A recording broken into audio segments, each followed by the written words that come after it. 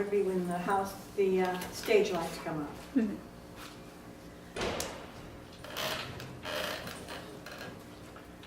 Andrew Makepeace Ladd III accepts with pleasure the kind invitation of Mr. and Mrs. Gilbert Channing Gardner for a birthday party in honor of their daughter Melissa on April 19th, 1937 at 3:30.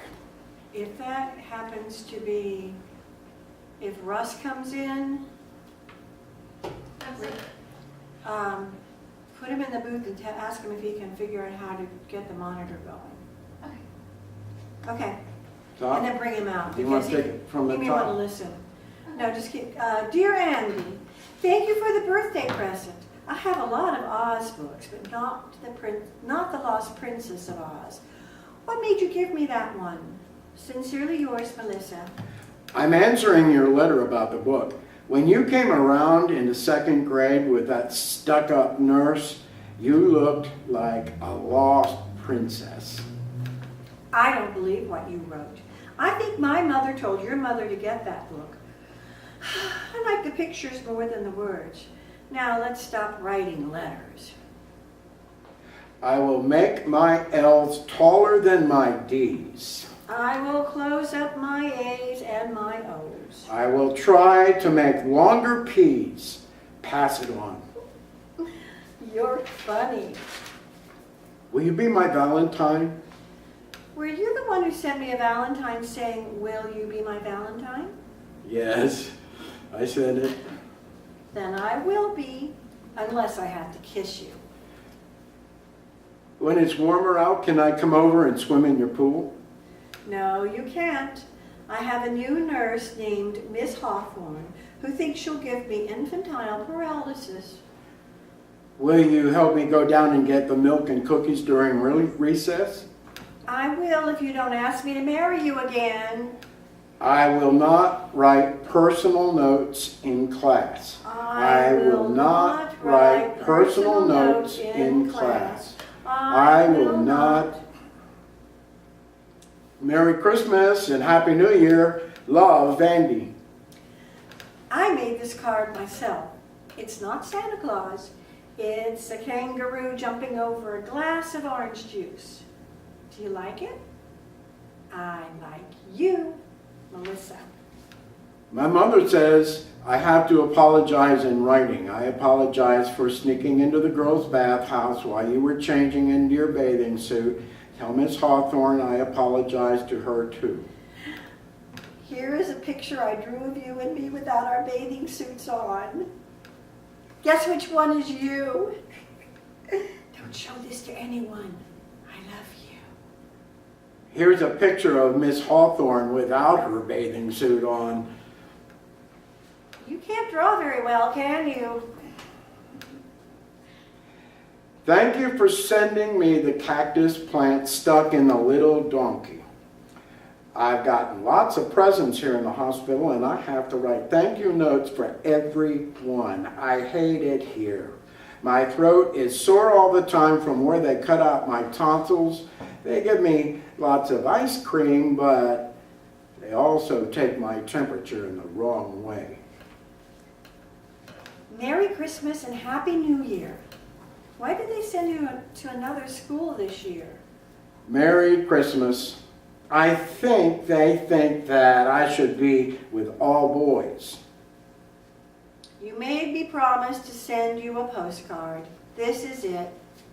You're supposed to write personal notes on the backs of postcards. For example, here are some questions to help you think of things to say. Do you like Lake Saranac? Is it fun visiting your grandmother? Are your parents really getting divorced?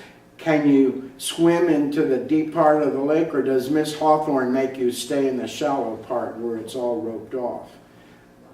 Is there anybody there my age? I mean boys. Please write answers to all of these questions. No, no, yes, yes, no. Yeah, you should go check out and see who's saying hello there. Dear It's Ross. Melissa, remember me, Andy Ladd? They sent me to camp so I can be with all boys again. This is the quiet hour, so we have to write home, but I've already done that, so I'm writing you. There's a real Indian here named Iron Crow who takes us on nature walks and teaches us 6 new plants a day. This is okay, except he forgot about the poison ivy. I won the backstroke, which gives me 2.5 gold stars. If I get over 50 gold stars by Parents' Day, I then win a leadership prize, which is what my father expects of me. I'm making a napkin ring in shop, which is worth 4 stars, which is either for my mother or for you. I hope you'll write me back, because when the mail comes every morning, they shout out our names, and it would be neat to walk up and get a letter from a girl. Help! Yipes! I can't write letters. It took me hours just to write Dear Andy. I write my father because I miss him so much. But to write a boy? Hell's bells and oriental smells. I'm sending you this picture I drew of our cat instead.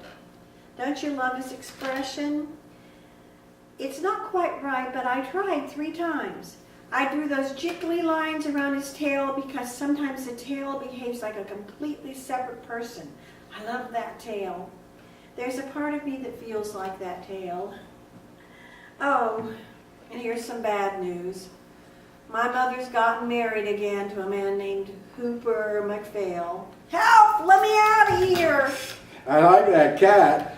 Is that the cat you threw in the pool that time when we were playing over at your house in 3rd grade? No, that was a different cat entirely.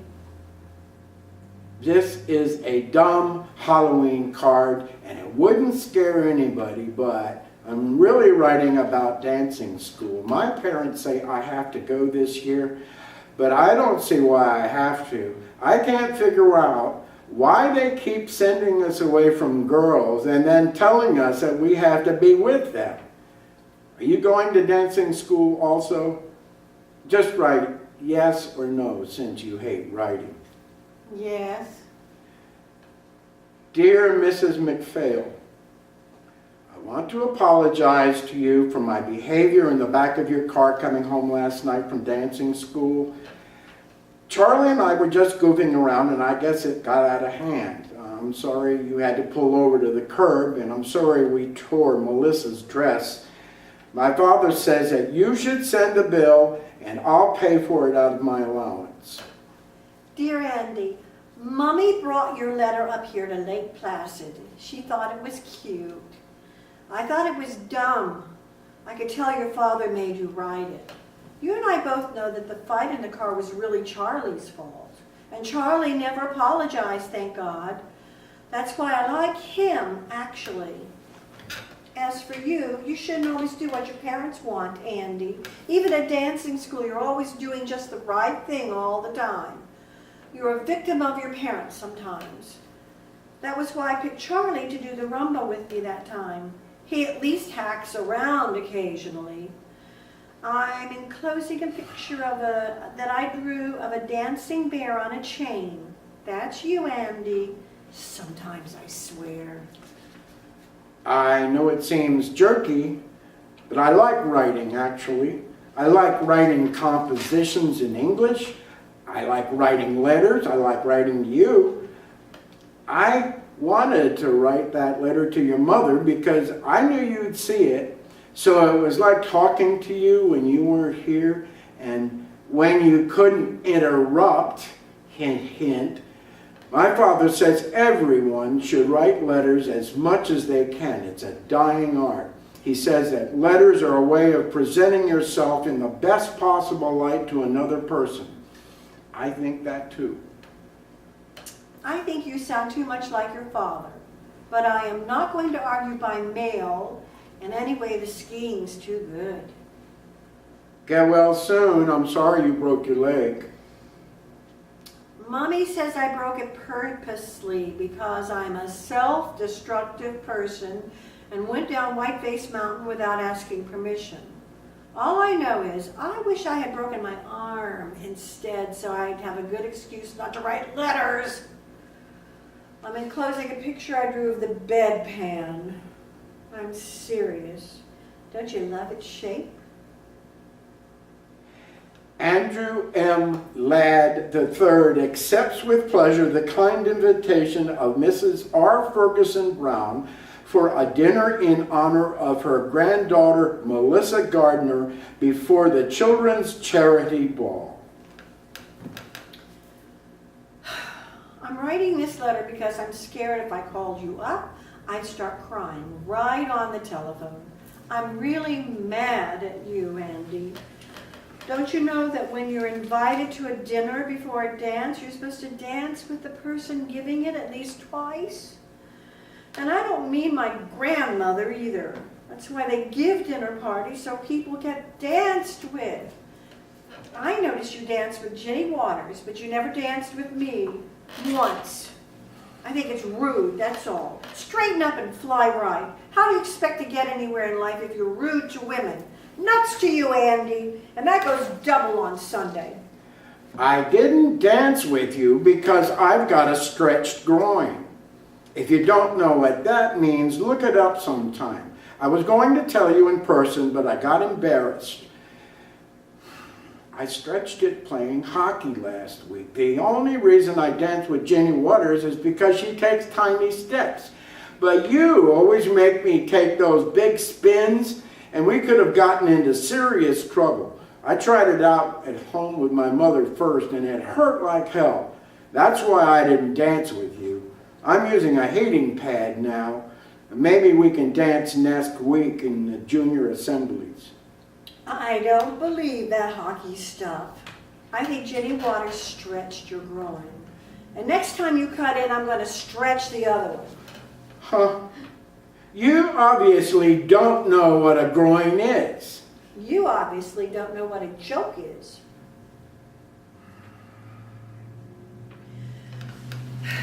Merry Christmas and Happy New Year. Guess what? I'm going to a psychiatrist now.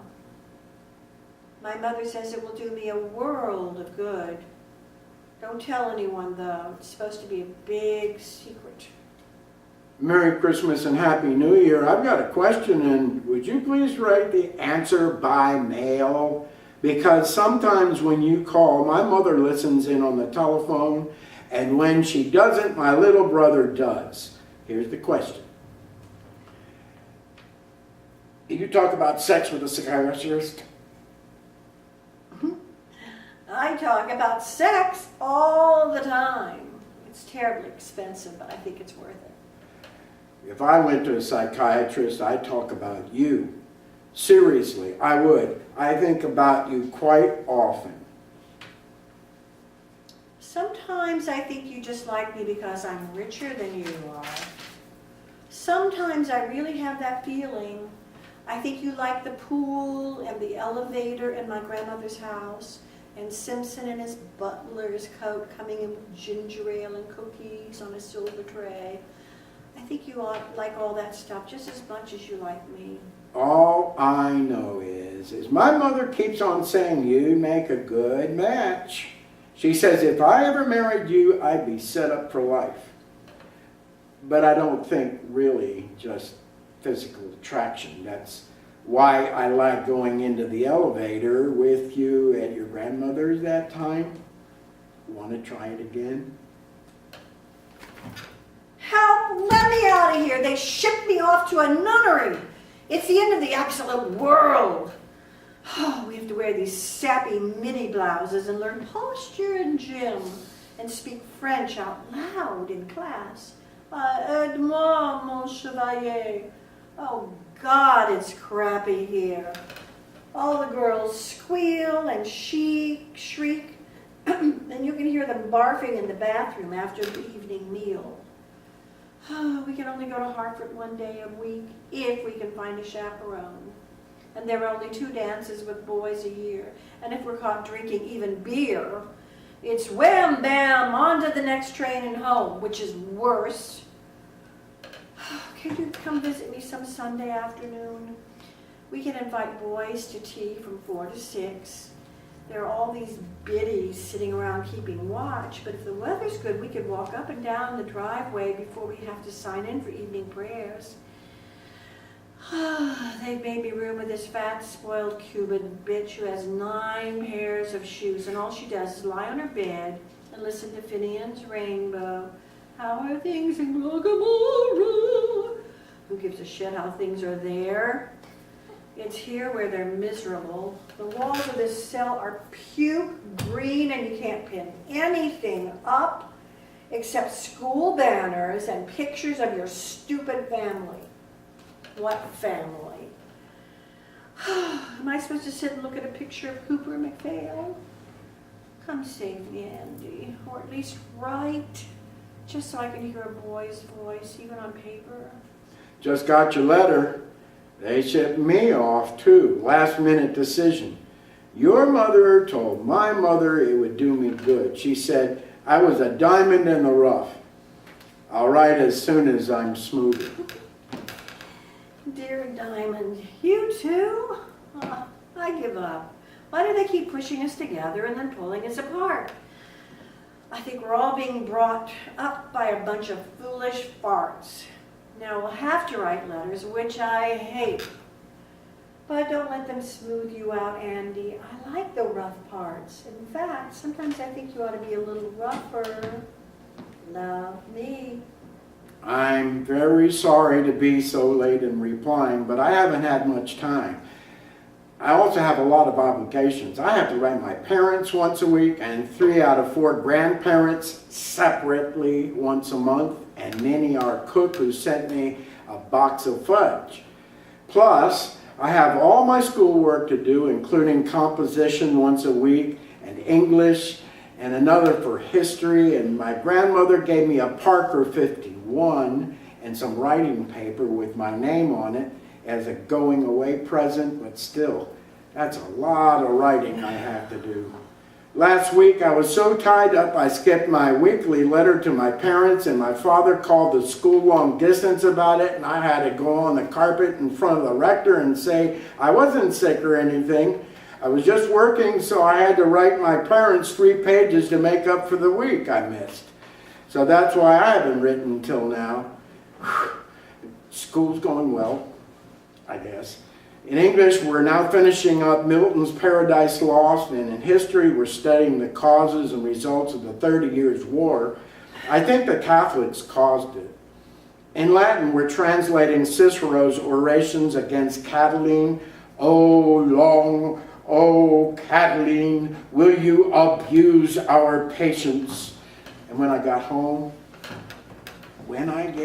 I'm going to try that out on my little brother. In French, we have to sit down and listen to Mr. Thatcher read aloud all the parts of Andromache by Jean Racine, and it's supposed to be a great masterpiece, but the class comes right after football practice, so it's a little hard to stay awake. And in sacred studies, we have to compare and contrast all 4 Gospels. You know, it's hard to believe that they're all talking about the same guy. In math, we're trying to factor 2 unknowns. Sometimes let X be me and Y be you, and you'd be amazed how it comes out. My grades are pretty good. They post your weekly grades outside the study hall last week, and I got a 91.7 average. Not bad, huh? I got a letter from my grandfather telling me not to be the first in the class because only the Jews are first. And I wrote him, and I told him I wasn't first, but even if I was, there are no Jews here. We have a few Catholics, but they're not too smart, actually. I don't think you can be smart and Catholic at the same time. I was elected to the student council, and I'm arguing for 3 things. 1, I think we should have outdoor sports rather than keeping them all intramural. I think it would be better to play with Exeter than just play with ourselves. And 2, I think that we have more than 1 dance a year, and that's right. I think that female companionship can be healthy occasionally, even for younger boys. And 3, I think we should only have to go to chapel once on Sunday.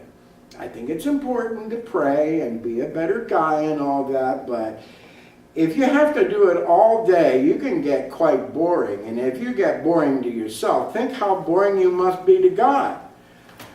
I'm playing left tackle on the third team, and I'll be playing hockey, of course, this winter, and I think I'll try rowing this spring since I always stank at baseball.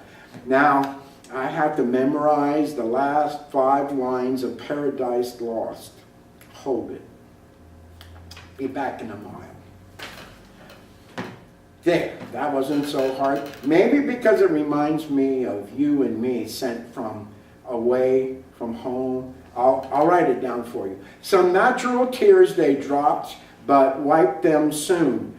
The world was all before them, where to choose their place of rest. Providence, their guide.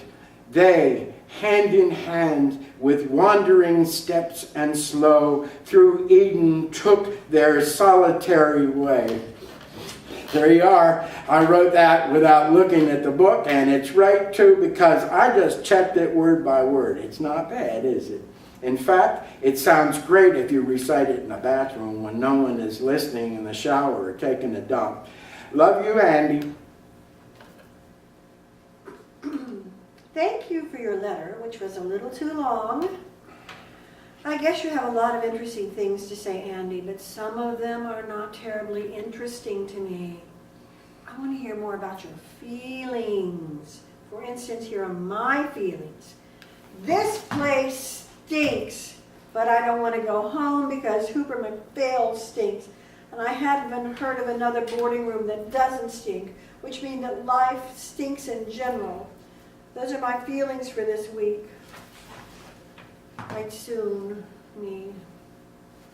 One feeling I have almost all the time is I miss my dog, Porgy. You remember him, our black cocker who peed in the vestibule when you patted him, and when you came back into our house after the skating party? I miss him all the time. Some of the masters up here have dogs, and when I pat them, I miss Porgy even more. I dream about him. I wrote a composition about him for English called Will He Remember? And I got a 96 on it. It was how I remember him, but will he remember me? I have a picture of him on my bureau right next to my parents. By the way, could I have a picture of you too? Here's a picture of me taken at the Hartford bus station. I was all set to run away and then decided not to. This is all you get until I get my braces off Christmas vacation. Don't look at my hair, I'm changing it. By the way, do you know a boy there named Spencer Willis? There's a girl here, Annie Abbott, who met him in Edgartown last summer and thinks he's cute. Would you ask him what he thinks of her? Spencer Willis says Annie Abbott is a potential nympho. I'm sorry to tell you this, but it's true. Annie says to tell Spencer he's a total turkey. Tell him she'd write and say so herself, but she's scared of barfing all over the page. Do you get out for Thanksgiving? We don't because of the war. We do, but I don't. I've been grounded just for smoking one lousy Chesterfield out behind the art studio. So now I have to stay here and eat stale turkey with Cubans and Californians. That's all right. I was supposed to meet Mummy in New York, but it looks like she can't be there anyway because she's going to Reno to divorce Hooper McPhail. Yippee yay! He was a jerk and a pill, and he used to bother me in bed, if you must know. I like seeing you Christmas vacation, particularly with your braces off. I really like necking with you in the Watson's Rumpus room. Would you go steady with me? I don't believe in going steady. It's against my religion. I hated that stuff with all those pairs of pimply people in the Watson's basement leaning on each other, swaying to that dumb music with all the lights off. If that's going steady, I say screw it. My mother says you should meet as many boys as you can before you have to settle down and marry one of them. That way you'll make less of a mistake. It didn't work for her, but maybe it will work for me. Can we at least go to the movies together during spring vacation? I don't know, Andy. I like seeing you, but I don't want to go home much anymore. My mother gets drunk a lot, if you must know, and comes into my room all the time and talks endlessly about I don't know what because she slurs her words. The only really good time I had was when I came over to your house Christmas Eve. That was fun. Singing around the piano, hanging up the stockings, playing Chinese checkers with your brother, helping your mother with the gravy. I liked all that. You may not have as much money as we have, but you've got a better family. So, spring vacation, I'm going to visit my grandmother in Palm Beach. Oh, at least I'll get a tan. P.S. Encloses a picture I drew of your dog, Porgy, who I remember from Christmas Eve. The nose is wrong, but don't you think the eyes are good? I'm stroking the 4th crew now. Yesterday I rode number 2 on 3rd, and tomorrow I may row 6 on the 2nd or number 4 on the 5th. Who knows? You get out here, you work your butt off, and the launch comes alongside, looks you over, and the next day they post a list on a bulletin board saying who will row what. They never tell you what you did right or wrong. Whether you're shooting your slide or bending your back or what, they just post the latest results for all to see. Sometimes I think I'm doing really well and I get sent down 2 crews, and the day that I obviously was hacking around, they moved me up. There's no rhyme or reason. I went to Mr. Clark, who was the head of the rowing, and said, "Look, Mr. Clark, there's something wrong about this system. People are constantly moving up and down, and nobody knows why. It doesn't seem to have anything to do with whether you're good or you're bad or strong or weak or coordinated or uncoordinated. It all sounds random, sir." And Mr. Clark said, "That's life, Andy," and he walked away. Well, maybe that's life, but it doesn't have to be life. You could easily make rules which made sense. So the good ones moved up and the bad ones moved down, and the people knew what was going on. I'm serious. I'm thinking about going into law school later on. Your last letter was too much about rowing. Do you know a boy there named Steve Scully? I met him down in Florida, and he said he went to your school and was on the 1st crew. He said he was the fastest rower in the boat. Is that true, or was he lying? I think he may have been lying. Steve Scully was lying. He doesn't even row. And even if he did and rowed faster than everyone else in the same boat, he'd messed the whole thing up. He said he got to 2nd base with you. Is that true? Steve Scully is a lying son of a bitch, and you can tell him I said so. Will you be around this summer? I think I've got a summer job caddying, so no more camp, thank God. I'll be visiting my father in California. I haven't seen him in 4 years. He has a new wife, and I have 2 half-sisters now. It's like going to find a whole new family. Oh, I hope. Do you like California? Write me about California. How's your 2nd family? Did you get my letters? I checked with your mother. I had the correct address. How come you haven't answered me all summer? Back at school again. Hope everything's okay with you. Did you get my letters out in California, or did you have a wicked stepmother who confiscated them? I don't want to talk about California ever.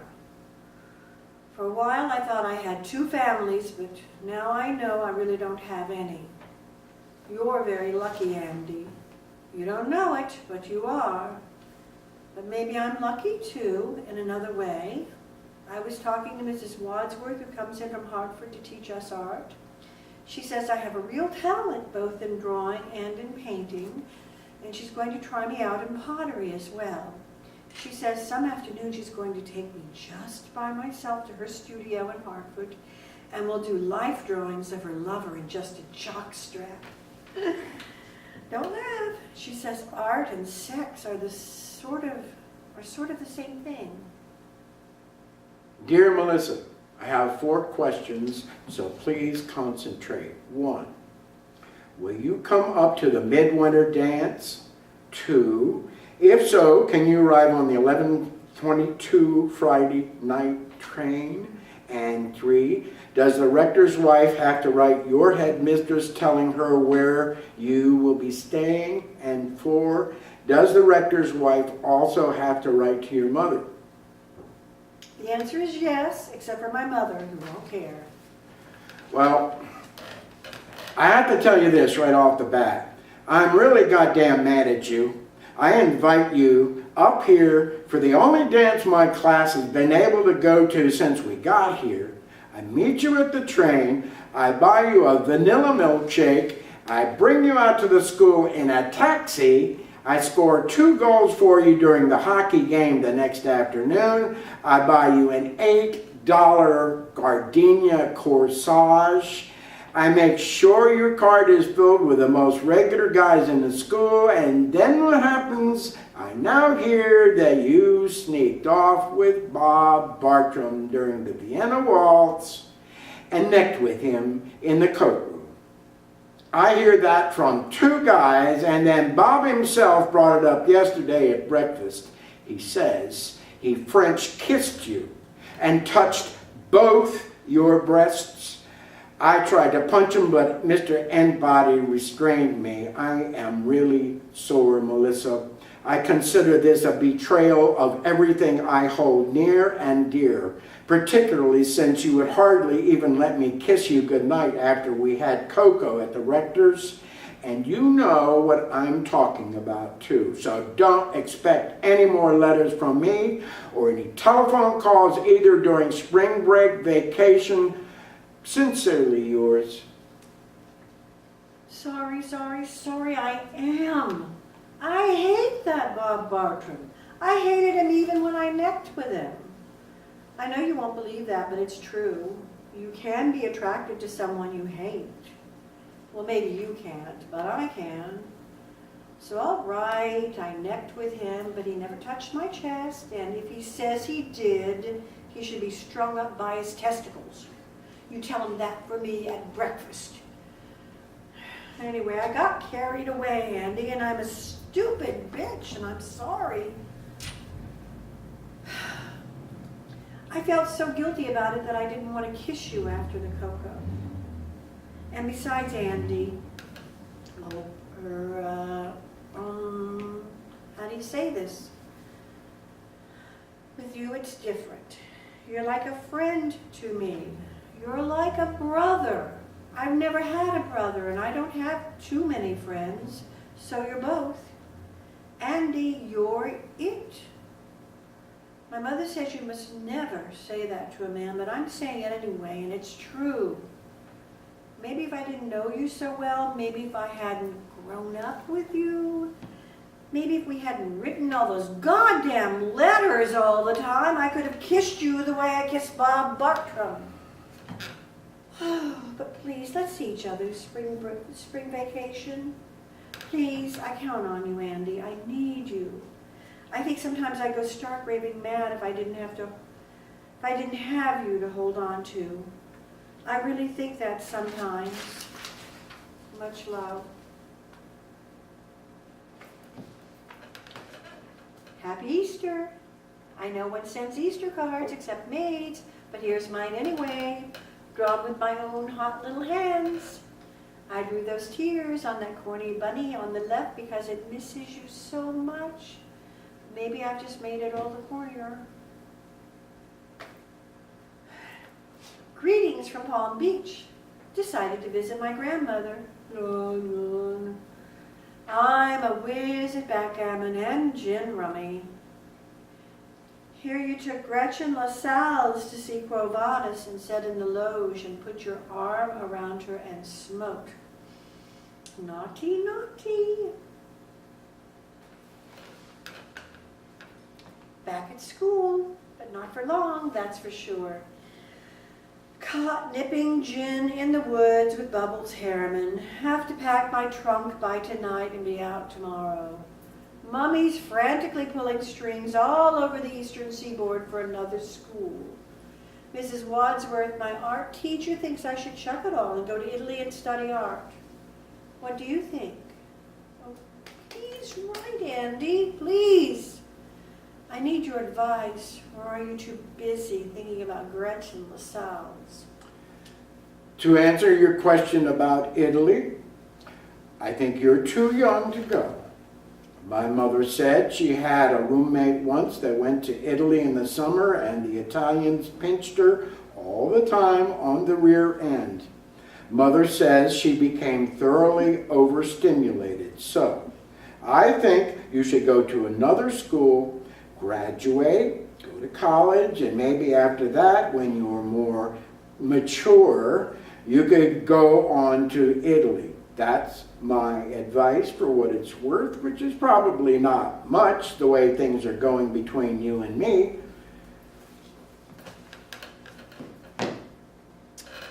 Here I am at Emma Willard's Academy for Young Lesbians. Help! Let me out of here! Plus ça change, plus c'est the same shit. Are you coming straight home this June because I am? I want to see you. Or are you still in love with Gretchen LaSalle's? For your information, I am not taking Gretchen LaSalle's out anymore. I brought her home after Penny's party and my father caught us on the couch. He told me that he didn't care what kind of girls I took out as long as I didn't bring them around my mother. Even though my mother was up in bed, still, I guess Gretchen can be embarrassing to older people. I hope to see you in June then. Can't come home in June. I have to go be a counselor at the school camp for poor boys at the urban slums. I'm vice president of my class now, and I'm supposed to set an example of social responsibility all through July. I'll be writing you letters, though. I hope you'll write me. I don't want to write letters all the time. I really don't. I want to see you.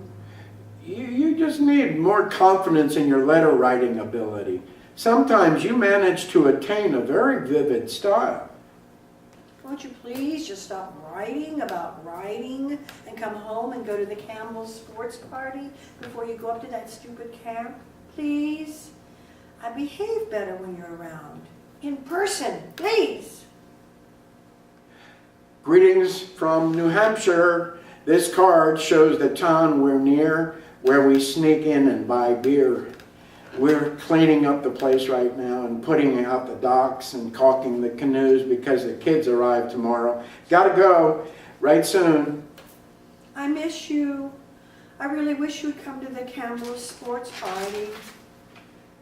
Dear Melissa, Sandy McCarthy arrived from home for the second shift here at camp, and he told me all about the Campbell sports party.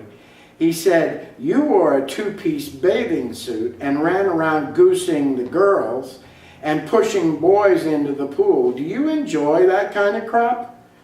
He said the other girls were furious at you.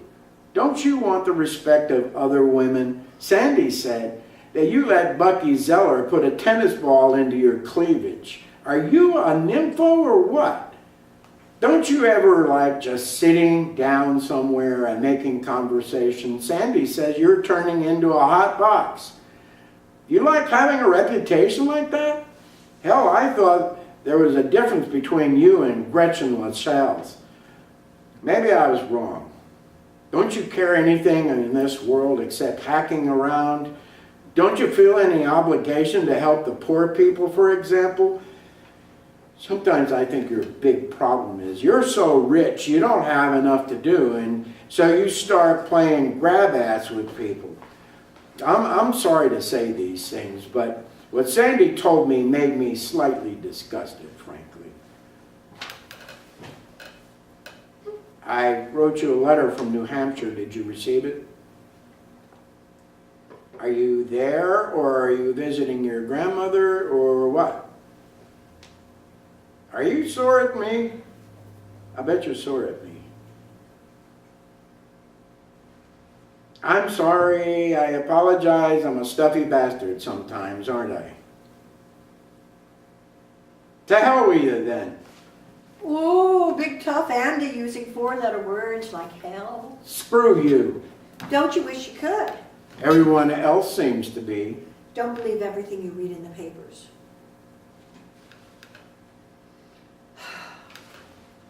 Dear Andrew, make peace, lad, the turd. I just want you to know you hurt me very much. I just want you to know that. Now let's just leave each other alone for a while. All right? All right. Dear Melissa, my mother wrote me that your grandmother had died. Please accept my deepest sympathies. Thank you for your note about my grandmother. I loved her a lot, even though she could be a little boring. Congratulations on getting into Briarcliff. I hear it's great. Thank you for your note about Briarcliff. It's not great, and you know it. In fact, it's a total pit. But it's close to New York, and I can take the train in and start drawing at the Institute 3 days a week. And in 2 years, if I stick it out, Mommy's promised that I can go live in Florence. I hope you like Yale. Would you consider coming up to the Yale-Dartmouth game Saturday, October 28th? I'll be there. Oh, damn, I'm sorry, Melissa. I have to cancel. My parents have decided to visit that weekend, and they come first, according to them. My mother says she'd love to have you with us, but my father thinks you can be somewhat distracting. You and your parents. Let me know when you decide to grow up. How about the Harvard game, November 16th? Do you plan to grow up at the Harvard game? Give me a chance. I might surprise you. Okay, let's give it a try. You should know that I'm richer now than when you said I was rich, thanks to poor Granny. I plan to drive up to the front gate of Calhoun College in my new red Chrysler convertible and sit there stark naked, honking my horn and drinking champagne and flashing at all the freshmen. Here's the schedule. We'll have lunch at Calhoun around noon, and then drive out to the game. Then there is a sea breeze party at the Fence Club afterwards, and eggnog brunch at the St. Anthony's on the next day. And I'll reserve a room for you at the Taft or the Duncan, probably the Taft, since the Duncan's pretty a seedy joint. Make it the Duncan. I hear the Taft is loaded with parents, all milling around the lobby, keeping tabs on who goes up in the elevators. Can't wait till the 16th. The Duncan it is. Hubba hubba, Goodyear rubber. Dear Andy, this is supposed to be a thank you note for the Yale-Harvard weekend, but I don't feel like writing one. And I think you know why. Love, Melissa. Dear Melissa, I keep thinking about that weekend. I can't get it out of my mind. It wasn't much good, was it? I mean, just the Duncan. I mean, the whole thing. We really didn't click, did we? I always had a sense that you were looking over my shoulder, looking for someone else, and ditto with me. Both of us seemed to be expecting something different from what was there. As for the Hotel Duncan, I don't know. Maybe I had too many sea breezes, maybe you did. But what I really think is that there were too many people in that hotel room, and besides you and me, it seemed my mother was there egging us on, and my father shaking his head, and your mother zonked out on the couch, and the couch, and Miss Hawthorne, and your grandmother sitting on the sidelines watching us like hawks. Anyway, I was a dud. I admit it. I'm sorry. I Went to the infirmary on Monday and talked to the doctor about it, and he said these things happen all the time, particularly when there's a lot of pressure involved. The woman doesn't have to worry about it so much, but the man does. Anyway, it didn't happen with Gretchen Lachals, and you can write her and ask if you want. You know what I think is wrong? These letters, these goddamn letters. That's what's wrong with us, in my humble opinion. I know you more from your letters than I do in person. Maybe that's why I was looking over your shoulder. I was looking for a person who's been in these letters all these years, or for the person who's not in these letters. I don't know. All I know is you're not quite the same when I see you, Andy. You're really not. I'm not saying you're a jerk in person. I'm not saying that at all. I'm just saying that all this letter writing has messed us up. It's a bad habit. It made us seem like people we're not. So maybe what was wrong was that there were two people missing in the Hotel Duncan that night. Namely, the real you and the real me. Whatever the matter is, we're in real trouble, you and I. That I realize.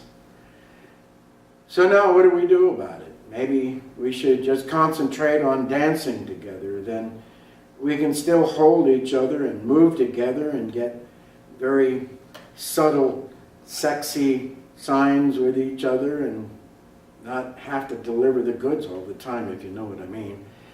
Come to think of it, maybe that's why they sent us to dancing school in the first place. Maybe that's why dancing was invented. At least we should stop writing letters for a while. You could start telephoning me, actually. Here's our dorm number, Wilson 12486. I hate talking to you on the telephone.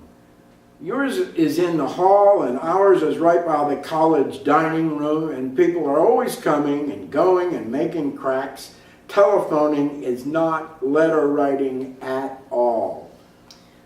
I called the telephone company and they put a private phone in my room. Rogers 22403. It's sort of expensive, but at least we can talk. The reason I'm writing is because your phone's always busy. Or else ours is, and I can't afford a private one. Maybe we should just start writing letters again. No letters, please. Now order that telephone. I'll lend you the dough. Just think about it. You can talk back and forth and hear someone's real voice and get to know someone in life rather than on writing paper, for God's sake. Now get that phone, please. I'm writing because when I telephoned, you just hung up on me. One thing about letters, you can't hang up on them.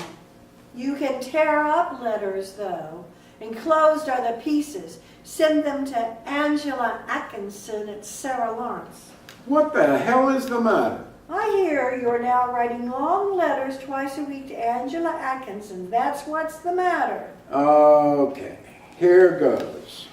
The reason I'm writing Angie Atkinson is because I just don't think I can stop writing letters, particularly to girls. As I told you before, and in some ways I feel most alive when I'm holed up in some corner writing things down. I pick up a pen and almost immediately everything seems to take shape around me.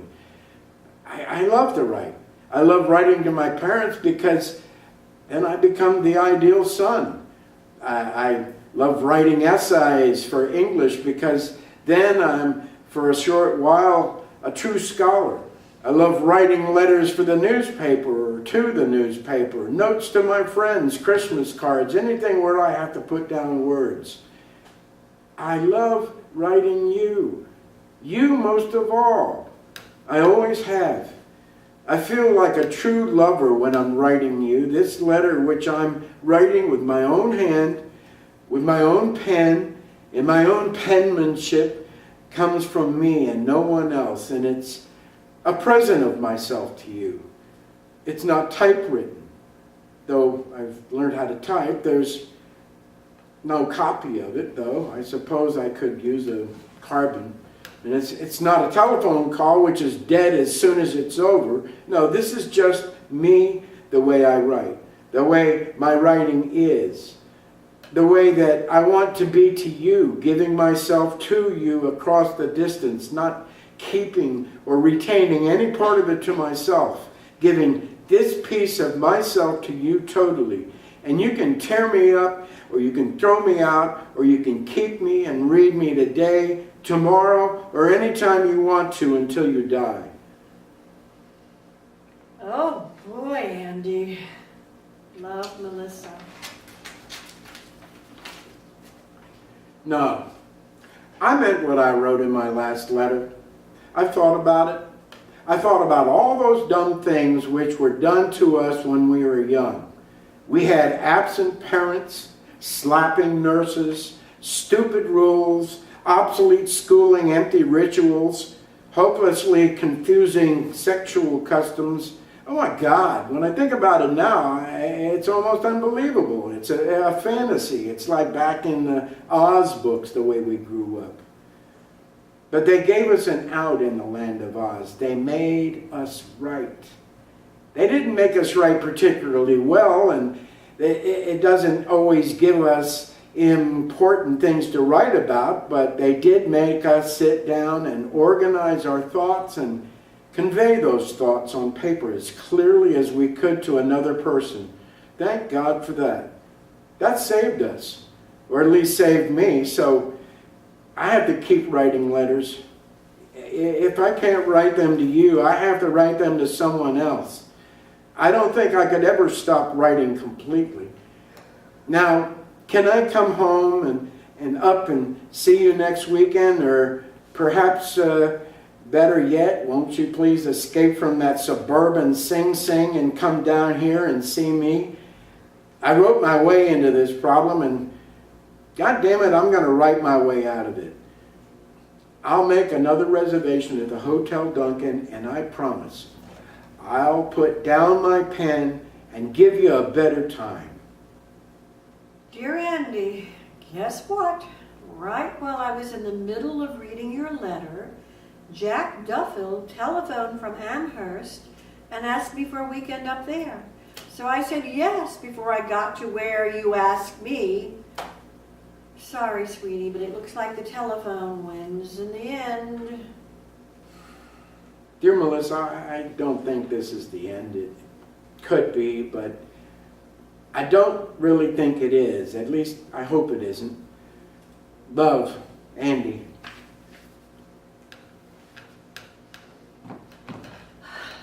You, look where I am. Florence. Friends. I love it.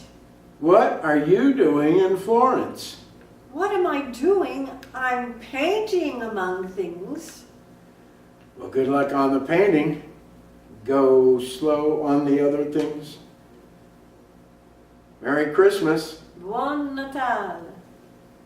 Happy birthday. Mother wrote you won an art prize in Perugia. She said it was a big deal. Congratulations. Congratulations on making Scroll and Key, whatever that is. Merry Christmas from the land of Oz. Feliz Navidad from the Costa del Sol. Happy birthday from Sterling Liberty. Library. Here you graduated summa cum laude with all sorts of prizes. Sounds disgusting. Anchors away.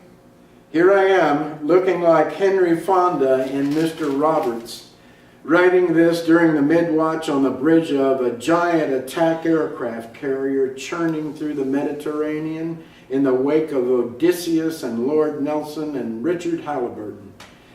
You'll be pleased to know our guns are loaded, our planes in position, and our radar is constantly scanning the skies, all designed simply and solely to protect you against communism. The next time you see me, I want you to salute. I should have known you'd join the Navy. Now you can once again be with all boys. We could come into Spezia in January, I think. Could we meet? Sorry, I'll be in Zermatt in January.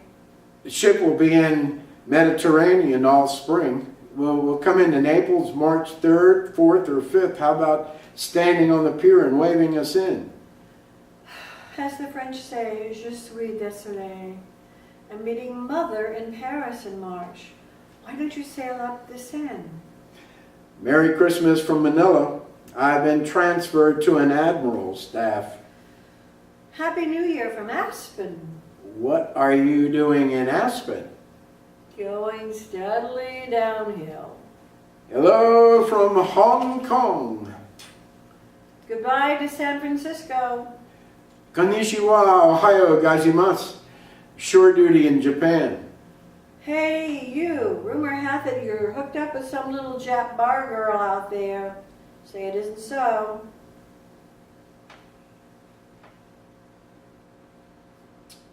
Mother wrote that you're living with some Japanese geisha girl and your family's all upset. Is that true? Did you get my letter? You're so far away and your Navy address is so peculiar that I'm not sure I'm reaching you. I hear you're seriously involved with a lovely Japanese lady. Would you write me about her? Merry Christmas and Happy New Year. I thought you might appreciate this card. It's printed by the 19th century artist Hiroshige. It's called Two Lovers Meeting on a Bridge in the Rain. Love, Andy. Hey, you sly dog. Are you getting subtle in your old age? Are you trying to tell me something? If so, tell me more. I told my psychiatrist about the great love affair you're having in Japan. I said I felt suddenly terribly jealous. He said that most American men have to get involved with a dark-skinned woman before they can connect with the gorgeous blonde goddesses they really love. He brought up James Fenimore Cooper and Faulkner and John Ford movies and went on and on. Is it true? Write to me what you think. I'm dying to hear from you. Did you get my last letter? I hope I didn't sound flip. Actually, I've just become involved with someone too. His first name is Darwin, and he works on Wall Street, where he believes in the survival of the fittest. I'd love to hear from you. Your mother told me that you decided to marry your Japanese friend and bring her home. Oh no! Gasp, sob, sigh. Say it isn't so.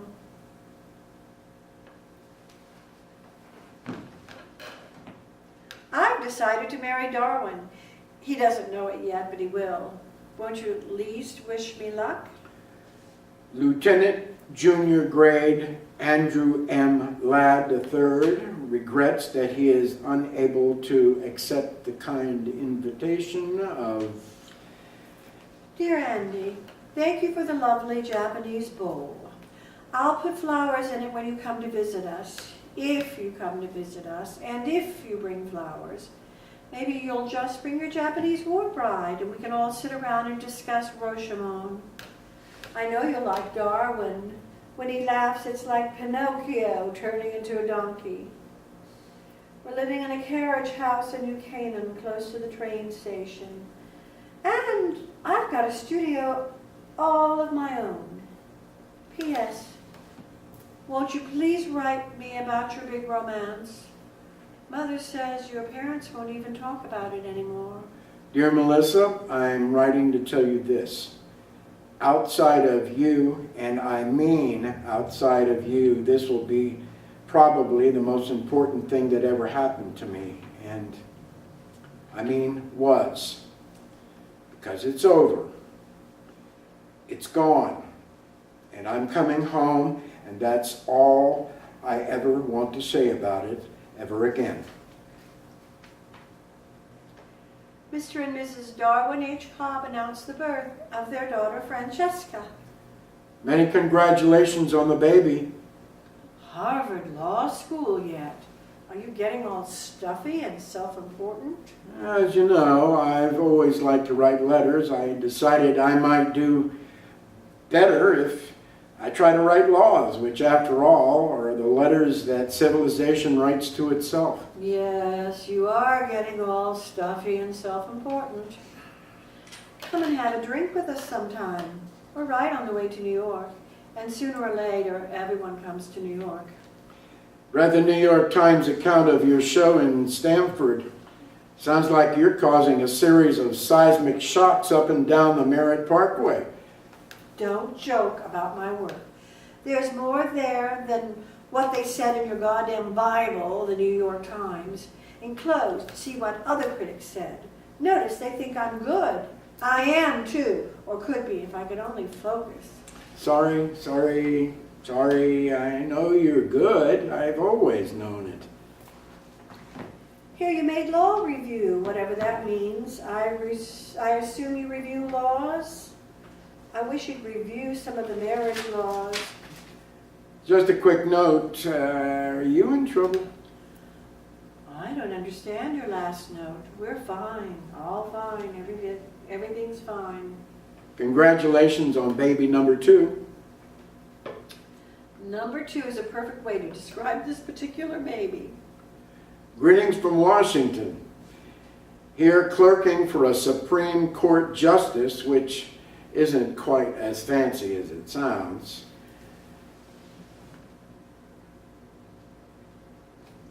Dear Andy, I was very sorry to hear about the death of your father.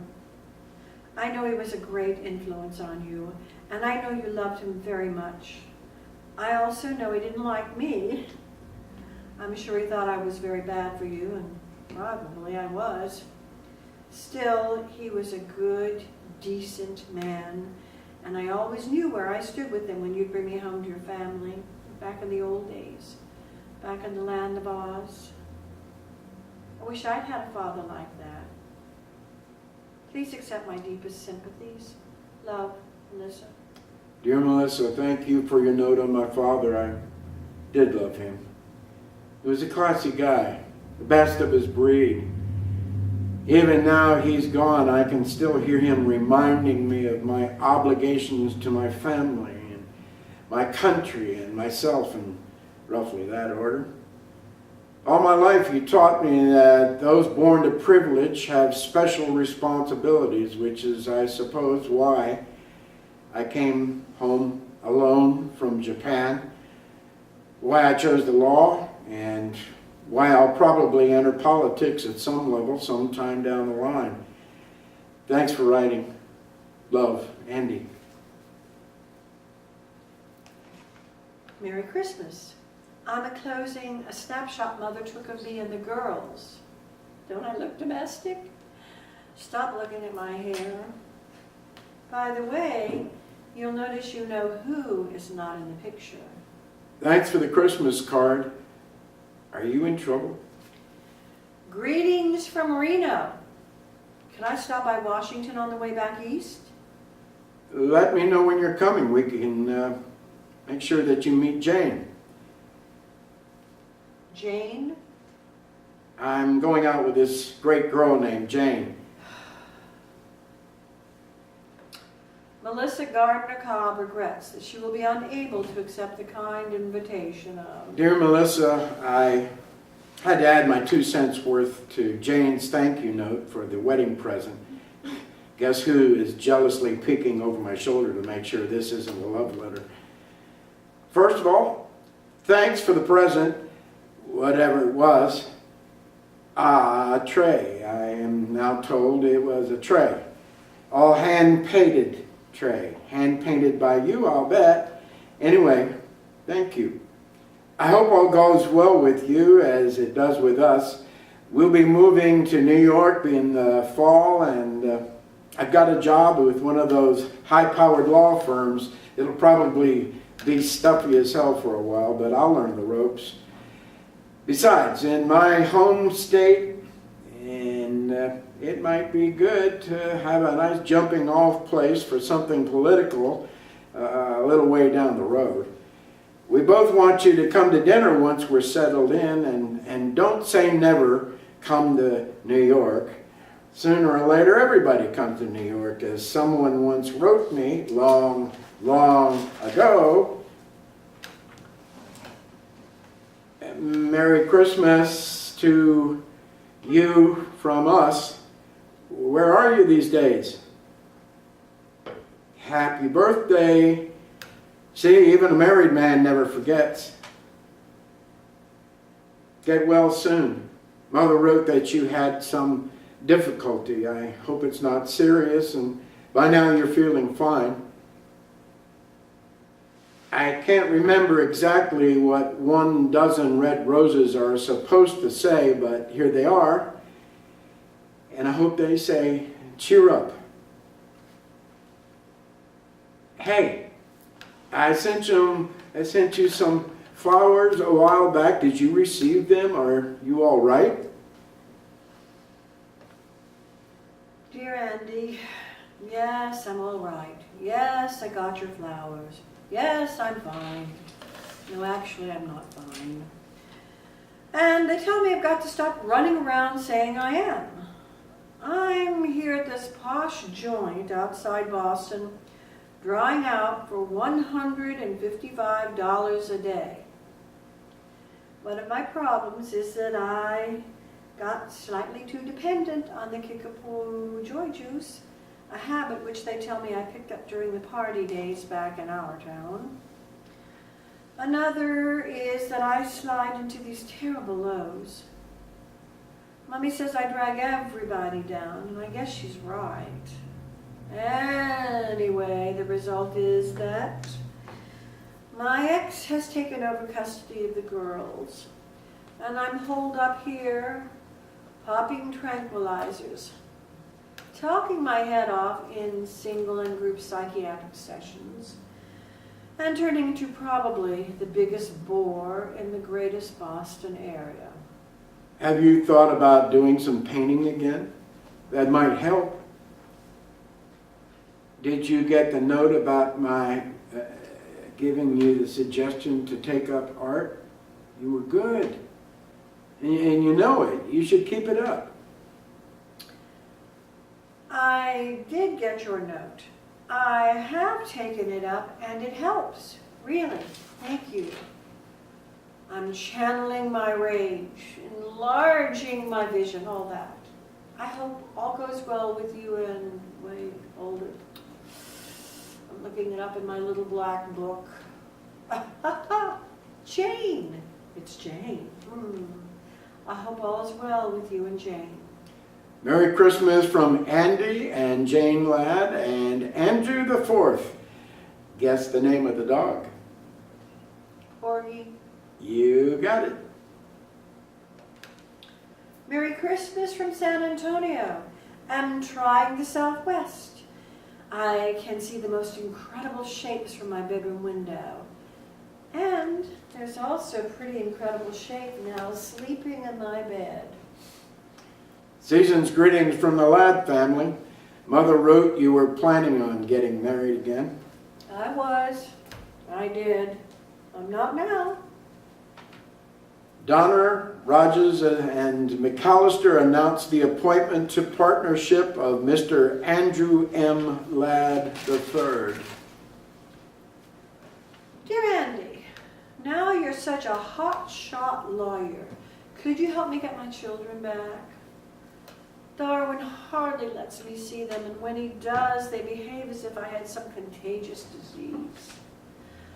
I wasn't much of a mother, but maybe I could improve if I just had the legal responsibility. Better stay out of this one. Our past connections, conflict of interest. Hello from Egypt.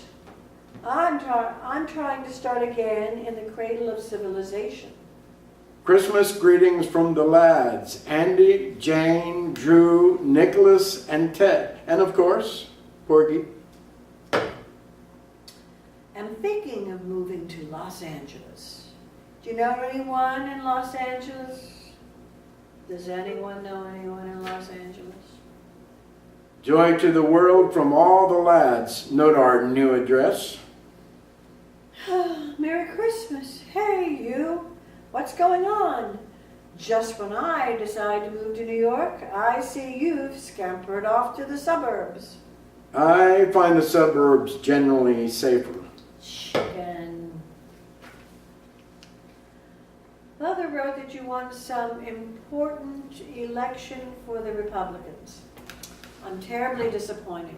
I love all politicians, but I find Democrats better in bed. I'm a liberal Republican with a strong commitment to women's rights. Doesn't that count? Depends on your position. Paintings and drawings by Melissa Gardner. The Hastings Gallery, 422 Broadway, March 18th through April 30th. Opening reception March 20th, 6 to 8 p.m. Note, I've gone back to my maiden name. That's a laugh.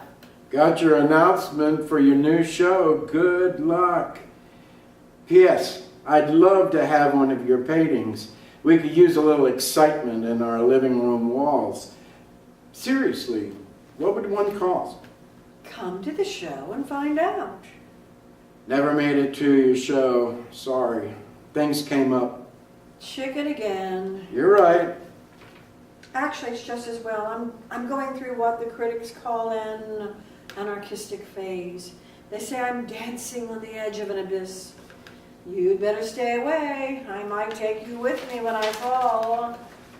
Dear friends, Jane tells me that it's about time I took a crack at the annual Christmas letter, so here goes. Let's start at the top with our quarterback, Jane herself, who never ceases to amaze us all. Not only has she continued to be a superb mother to our 3 sons, but she has also managed to commute into the city and hold down a part-time job in the gift shop of the Metropolitan Museum of Art. Furthermore, she is now well on her way to completing a full-fledged master's degree in arts administration at SUNY Purchase. More power to Jane, so say we all.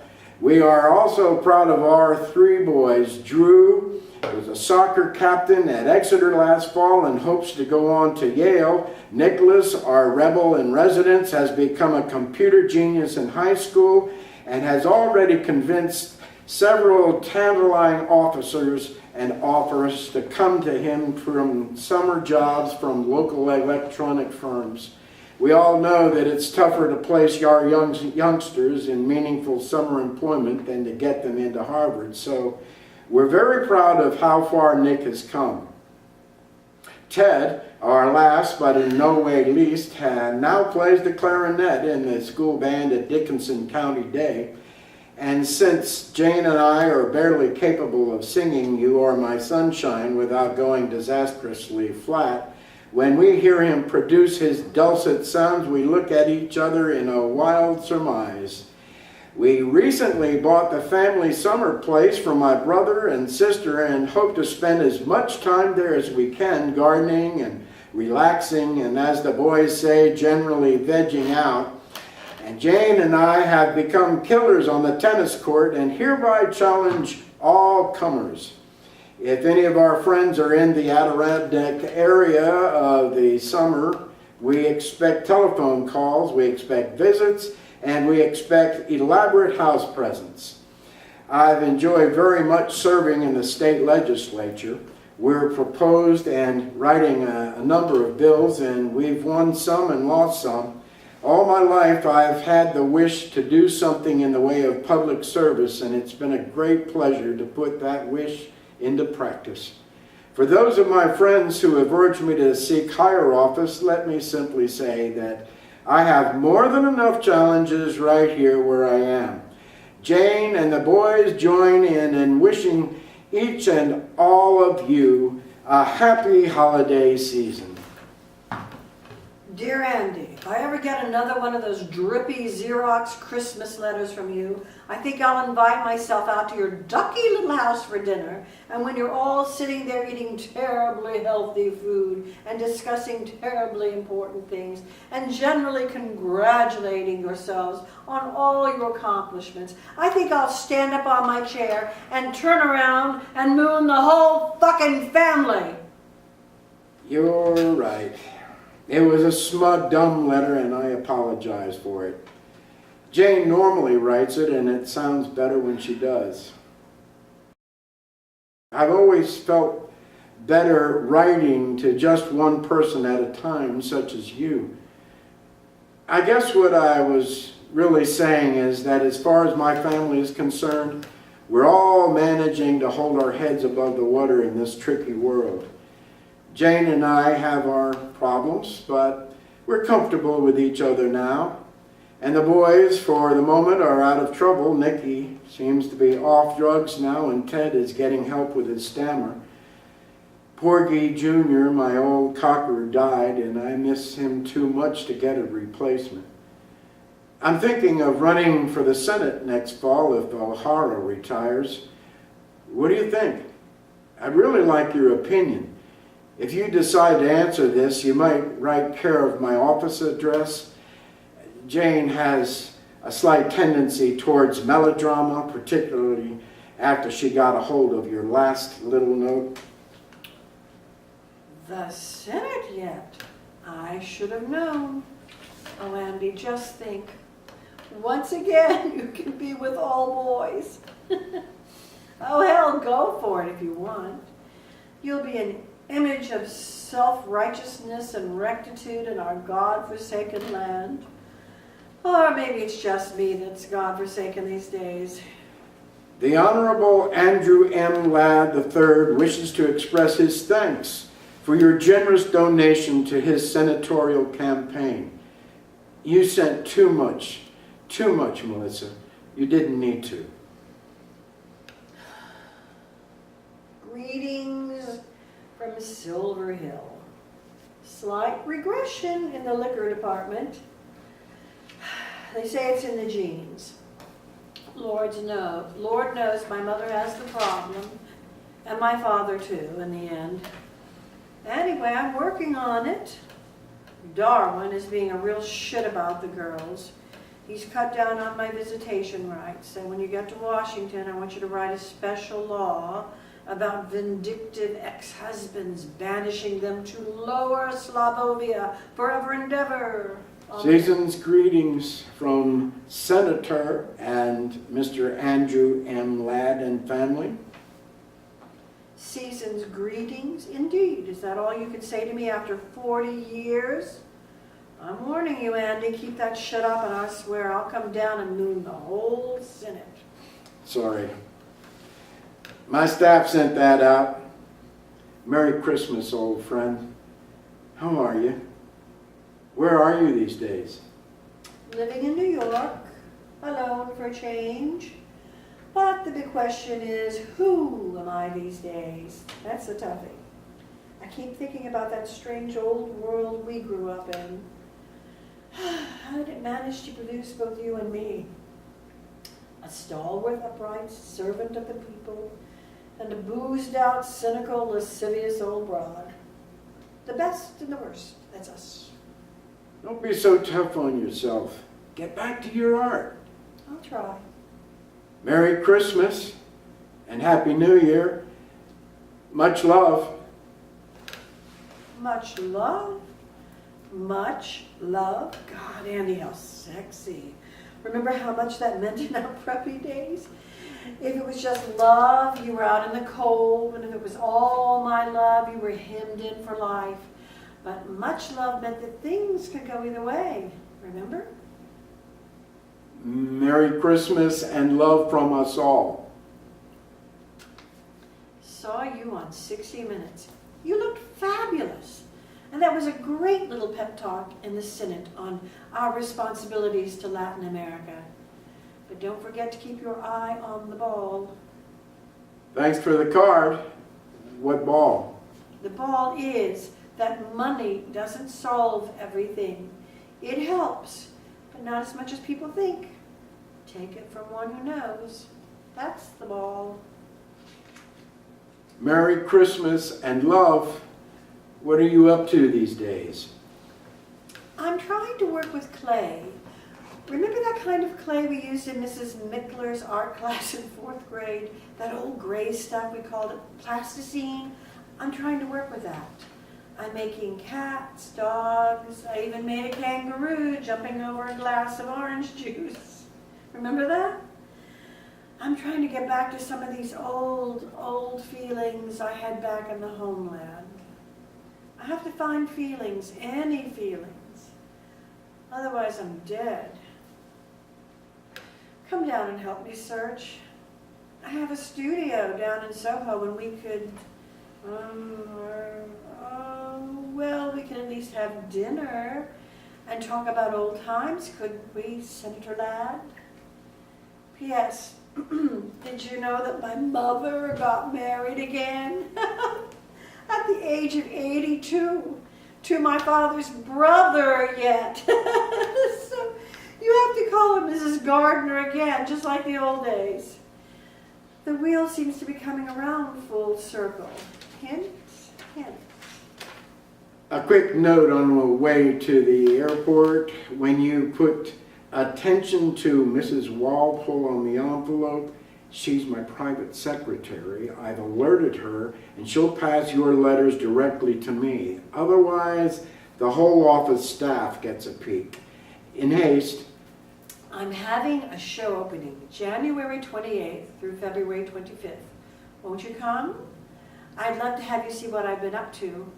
Meanwhile, maybe it will ring a few old bells. Can't make it. I'll be on an official visit to the Philippines most of February, and then a week spring skiing at Stowe with the boys. Good luck. How did the show go? Haven't heard from you. Tell me about the show. I want to hear from you, please. The show stank. The crowd hated it. The critics hated it. I hated it. It was nostalgic shit. You can't go home again. You can quote me on that. I'm turning to photography now. Realism. That's my bag. The present tense. Look at the modern world separately and squarely in the face and don't blink. Oh, Andy, couldn't I see you? You're all I have left. I'll be in New York next Tuesday on the 19th. I have to make a fundraising speech at a dinner. I could stop by your place afterwards. I'll be there all evening. Red roses. This time I think I know what they mean. All I know is that after last night, I want to see you again. Any chance of any other fundraisers coming up in the near future? Mrs. Walpole, are you there? Are you delivering the mail? I'm sorry I've taken so long to reply. I've been upstate mending a few fences and then to Zurich for a 3-day economic conference and then a weekend with Jane mending a few fences there. Darling, I have to ask you not to telephone the office.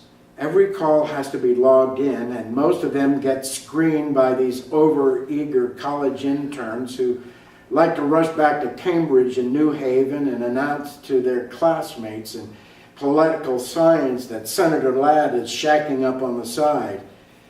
The phones simply aren't secure. At long last, the letter beats out the telephone, my love. And guess what? I'm writing this with the old Parker 51 my grandmother gave me when I went away to school. I found it in the back of the bureau drawer with my scroll and key pin and my Lieutenant J.G. bars from the Navy and the Zippo lighter you gave me at some dance. Pen didn't even work at first. I had to clean it out and then traipse all over Washington looking for a store that still sold a bottle of ink. Anyway, it feels good holding this thing again. It feels good writing to you again. Longhand, forming my D's and T's the way Miss Emerson taught us ever so long ago. I know you never liked writing, but now you have to. Ha, ha. As for business, I plan to come through New York next Wednesday, and I'll call you from the airport if there's time to stop by. Sweetheart, I loved seeing you. Come again. We'll be stopping through a week from next. Did you ever dream we'd be so good at sex? Two uptight old wasps going at it like a sale at Brooks Brothers. I figure 50 years went into last night. Let's go for 100. Oh my God, come again soon or sooner. I'm already making plans. Have to go to San Francisco to visit the girls. Couldn't we meet somewhere on the way? I don't see how we can possibly go public. Some country inn, some deliciously seedy motel. I don't see how. See you for more than just a few hours? Price we have to pay. I'm getting so I think about nothing but how we can. I'm not sure I can change my whole life so radically. Other politicians have gotten divorced. Rockefeller, Reagan. Jane, the kids, my particular constituency. You become the center of my life. If you left, I don't think I could. Because of the coming election, I don't see how we can. Dear Andy, a reporter called up from the Daily News. What do I do about it? Nothing. I suppose you know all this, but there's a crack about us in Newsweek. And Mother heard some radio talk show where they actually name names. What should I do? Go away? What? Nothing. They called Darwin, you know. They tracked him down. The son of a bitch told them this has been going on for years. Wish it had been. Now they're telephoning. What do I say? Say we're good old friends. Friends I like. Good I like. Old I'm beginning to have problems with. Then don't say anything. Just hang up. This too shall pass. Will I be seeing you again?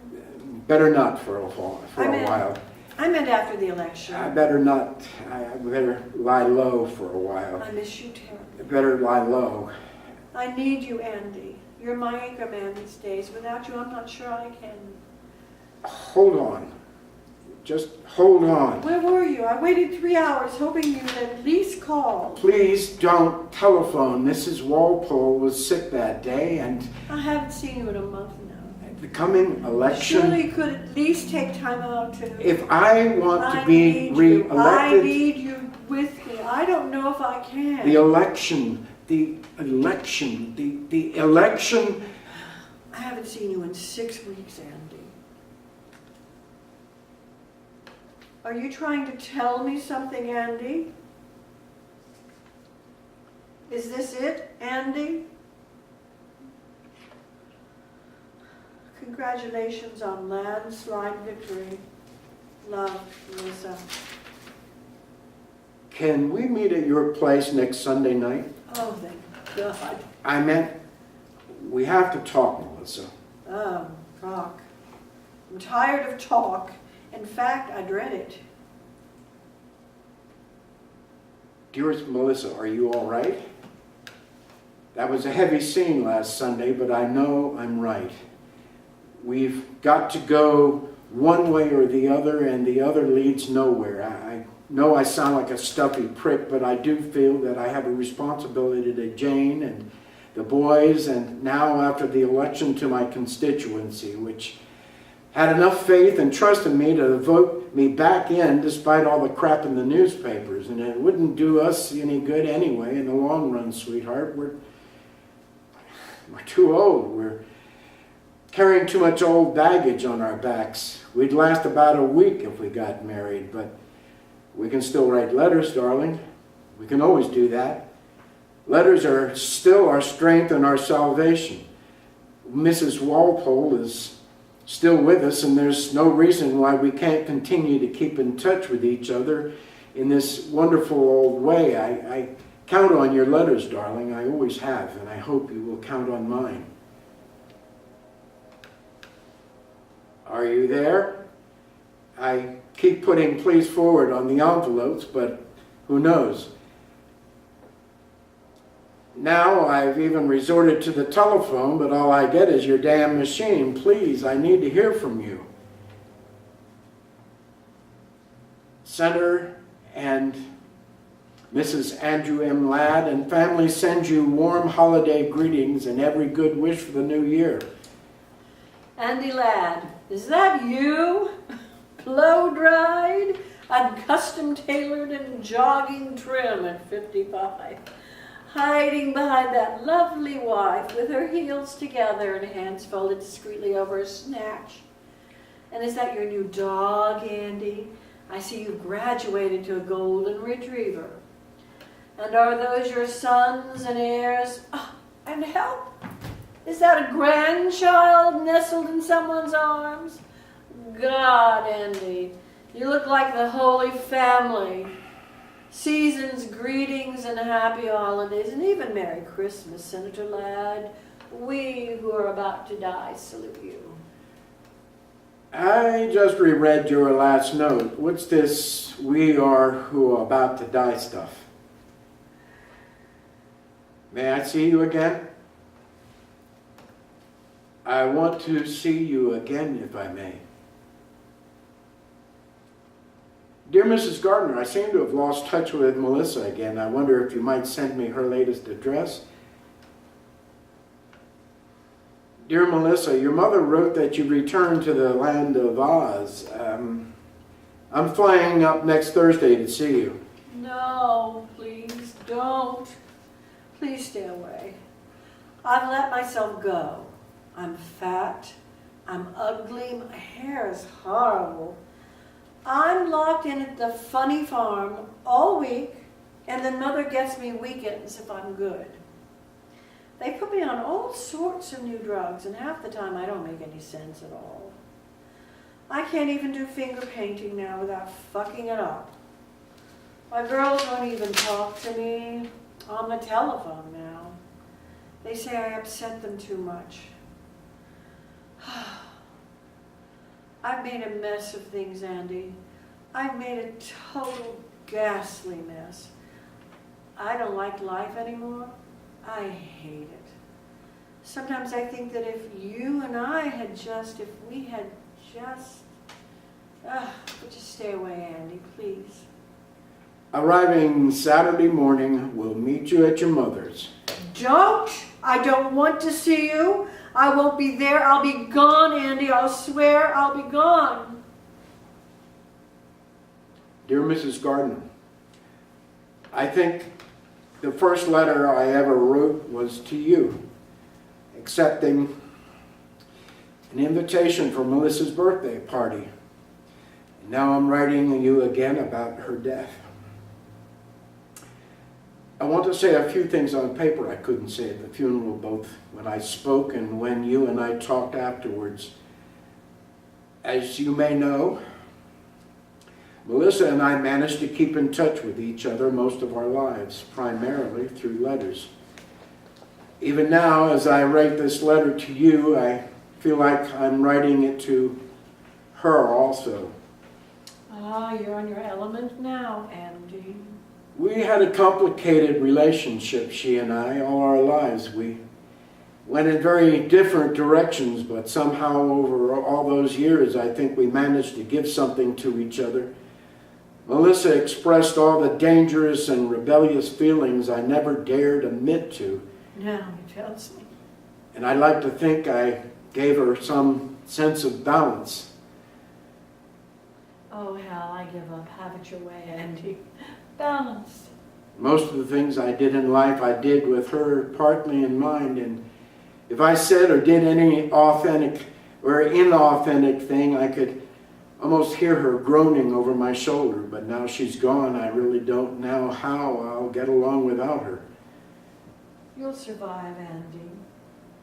I have a wonderful wife, and fine children, and a place in the world I feel I can be proud of, but the death of Melissa suddenly leaves a huge gap in my life. Oh, now, Andy. The thought of never being able to write to her, to connect to her, to get some signal back from her fills me with an emptiness which I find is hard to describe. Now, Andy, stop. I don't think there are many men in the world who have had the benefit of such a friendship, of such a woman. But it was more than a friendship, too. I know now that I loved her. I loved her even from the day I met her. When she walked into second grade and looked like the lost Princess of Oz. Oh, Andy, please, I can't bear it. I don't think I've ever loved anyone the way I love her, and I know I never will again.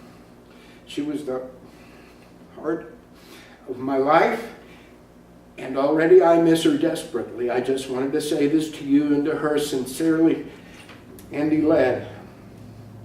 Thank you, Andy.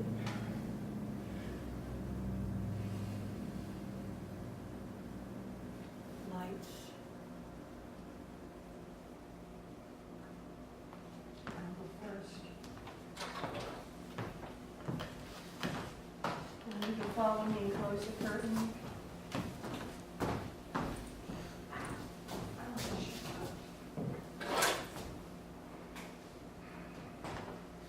Okay. And I go on.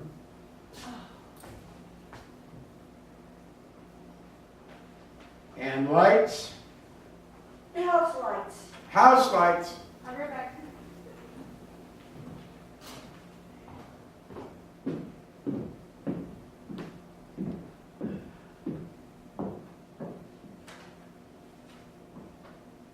she know we needed house lights? She's bringing them up.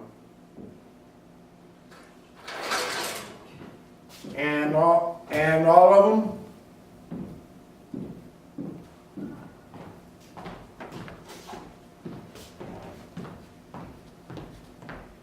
Okay. Well, you may be doing lights as well. He never showed up, did he? Well, at least now you know what to do, anyhow. All right, Charlie, well, boy, do I need to go to the bathroom. Oh, this shoe is killing me. It's turning in right there. Gotta put a Band-Aid. Glasses, I need my glasses. You need your keys. Oh, ouch. All right. Notes. What do you?